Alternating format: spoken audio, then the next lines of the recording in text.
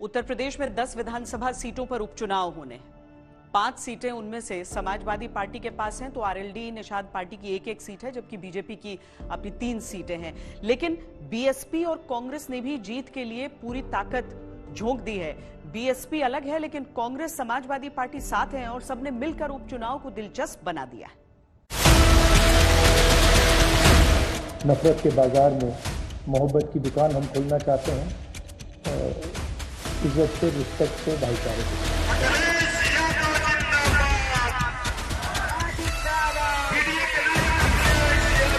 जब तक बीजेपी से मुक्ति नहीं होगी तब तक न गरीबी की मुक्ति होगी, न कहीं भ्रष्टाचार से मुक्ति होगी।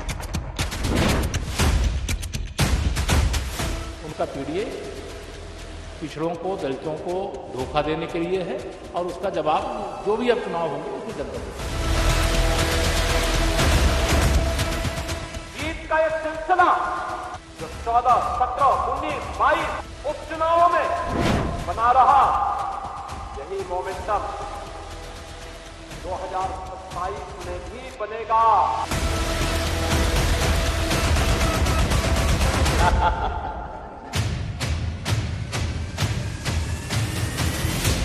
उत्तर प्रदेश में 10 सीटों के लिए उपचुनाव है। पहली बार ऐसा हो रहा है कि उत्तर प्रदेश के उपचुनाव राष्ट्रीय पार्टियों के लिए नाक का सवाल बन चुके हैं।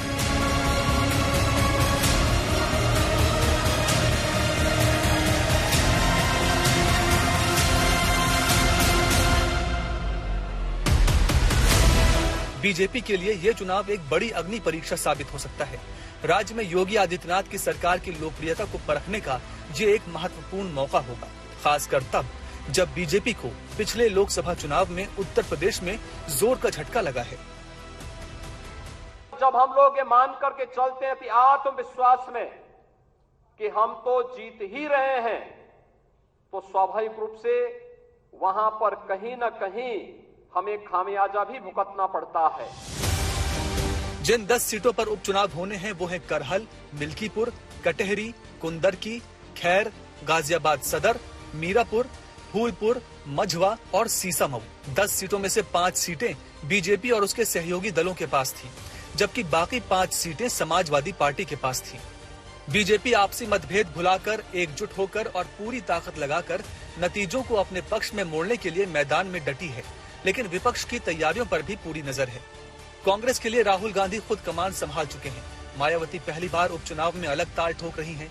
योगी आदित्यनाथ हर दूसरे दिन रैलियां कर रहे हैं और अखिलेश यादव बीजेपी के लिए रोजाना नया चक्रव्यूह तैयार कर रहे हैं।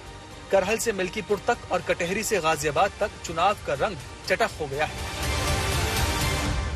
उत्तर प्रदेश को जो नई पहचान बनी है, उत्तर प्रदेश जो पहले छठी अर्थव्यवस्था थी, आज देश की नंबर 2 की अर्थव्यवस्था बन चुकी है और तेजी के साथ उभरती हुई अर्थव्यवस्था के रूप में अपने आप को स्थापित कर रही है। उत्तर प्रदेश का जो परसेप्शन बदला है, आज आप देश और दुनिया के अंदर कहीं जाते होंगे, लोग उत्तर प्रदेश के नाम पर आपको सम्मान देते होंगे।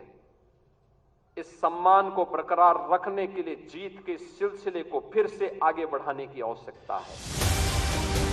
10 सीटों पर जीत हार का यूपी सरकार की सेहत पर कोई असर नहीं होगा, लेकिन उपचुनाव में यूपी ने न तो कभी इतने चेहरे देखे, न इतनी चतुराई देखी, न इतने पैंतरे देखे और न ऐसा संग्राम। ऐसा माना जाता है कि उपचुनाव वो पार्टी जीती है जो सरकार में है। दूसरा, भारतीय जनता पार्टी के लिए और खासतौर से मुख्यमंत्री योगी आदित्यनाथ जी के लिए जरूरी है कि इन उपचुनावों में बेस्ट परफॉर्म करें, क्योंकि जो लोकसभा चुनाव हुए उसके नतीजों से पार्टी में बड़ा एक निराशा का भाव है। और खासतौर से एक सीट को जिक्र में करता हूँ, मिल्कीपुर सीट जो अयोध्या में फैजाबाद लोकसभा सीट में आती है। बीजेपी को यूपी में सबसे बड़ा सेटबैक लगा फैजाबाद सीट हारने का, यानी अयोध्या की सीट को हारने का। अयोध्या सीट है वो जहां पर राम मंदिर का निर्माण हुआ और उसी पर अवधेश जो पासी सांसद बने समाजवादी पार्टी के, उन्हीं की विधानसभा सीट है मिल्कीपुर। इसलिए योगी जी ने खुद उस सीट की जिम्मेदारी ली कि मैं इसको जिताऊंगा। उत्तर प्रदेश का चुनावी इतिहास कहता है कि मायावती हमेशा उपचुनाव से दूर रहती थी, लेकिन इस बार लड़ाई के मैदान में मायावती भी है। बीएसपी प्रमुख मायावती ने इस बार उपचुनाव में अपने भतीजे आकाश आनंद के नेतृत्व में मोर्चा संभाला है।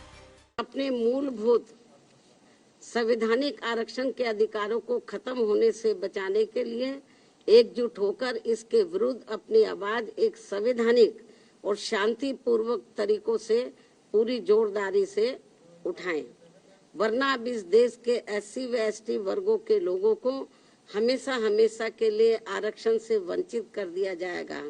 फिर वो चाहे नौकरियों में आरक्षण हो या किसी राजनीतिक पद के लिए हो, जैसे कि MP व MLA आदि के लिए हो।